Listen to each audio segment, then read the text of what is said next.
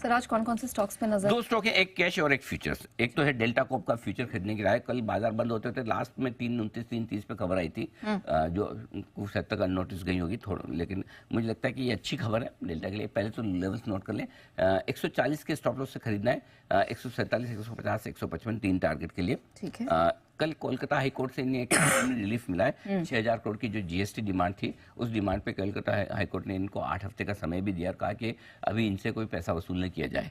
So I think ये एक अच्छी रिलीफ वाली खबर है। और एक इंटरेस्टिंग चीज़ ये कि एक के बाद एक अलग अलग कोर्ट से इनको रिलीफ मिल रहा है। तो जीएसटी वाले मामले में जो डर था, जिसकी वजह से आप 250 वाला स्टॉक 140 130 पे देख रहे हैं, वो मेरे ख्याल से अब थोड़ा सा कम होता दिख रहा है। सबको समझ में आ रहा है कि इतना बड़ा पैसा तो जितना इन्होंने 10 साल में रेवेन्यू नहीं कमाया, उतनी अगर डिमांड है तो दे तो पाएंगे नहीं। तो कहीं कहीं कोई कोई एक अमिकेबल सॉल्यूशन निकलेगा जिसमें कंपनी को रीजनेबल जीएसटी डिमांड भरने को आ जाए, कर जाए, कुछ न कुछ ऐसा होगा। सो आई थिंक सीरीज की शुरुआत है। आमतौर पर जाना माना जाता है अपने बैन में आने जाने के लिए, तो आशीष को बिजी करेगा आज या नहीं वो तो पता नहीं, लेकिन सीरीज की शुरुआत में बैन में नहीं, तो मैंने सोचा कि आज इस पे एक बाय कॉल। ओवरसोल्ड स्टॉक है, अंडर ओन्ड स्टॉक है, चल सकता है यहाँ पर खरीदारी करने के लिए। इसके अलावा सर दूसरा स्टॉक हमारा फेवरेट है तिलक नगर इंडस्ट्रीज, जो हमने नवरत्न एसआईपी में दिया था। बार बार मुझे अरमान वो डेटा भेज देता है। अरमान कितना बढ़ गया तब से लेके अब तक? सर 222 पे दिया था। 222 पे और 265 अभी है। मुश्किल से डेढ़ महीने में 20-25% की रिटर्न है। यहाँ से भी हमें लगता है कल एक अच्छी खबर आई।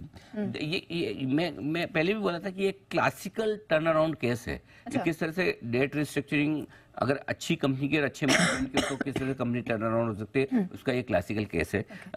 कर्ज धीमे धीमे कम कर दिया। मार्च 2024 तक उनका इरादा था कर्ज पूरा डेट फ्री हो जाएंगे, ऑलमोस्ट डेट फ्री की आसपास पहुंच गए। इस क्वार्टर के रिजल्ट में मुझे लगता हो जानी चाहिए। और प्रोमोटर्स की जो प्लेज थी वो भी उनका इरादा था कि हम मार्च 2024 तक करेंगे, जब पिछली बार हमने इंटरव्यू किया। कल जो खबर आई उन्होंने पूरी अपनी प्लेज जीरो कर दी है।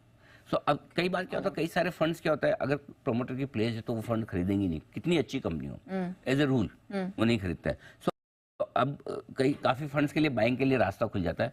प्लस कंपनी डेट फ्री हो रही है, कैश लेवल पे कैश फ्लो पॉजिटिव है, एबिटा जबरदस्त निकल कर आ रहा है, ऑपरेशनल परफॉर्मेंस बढ़िया।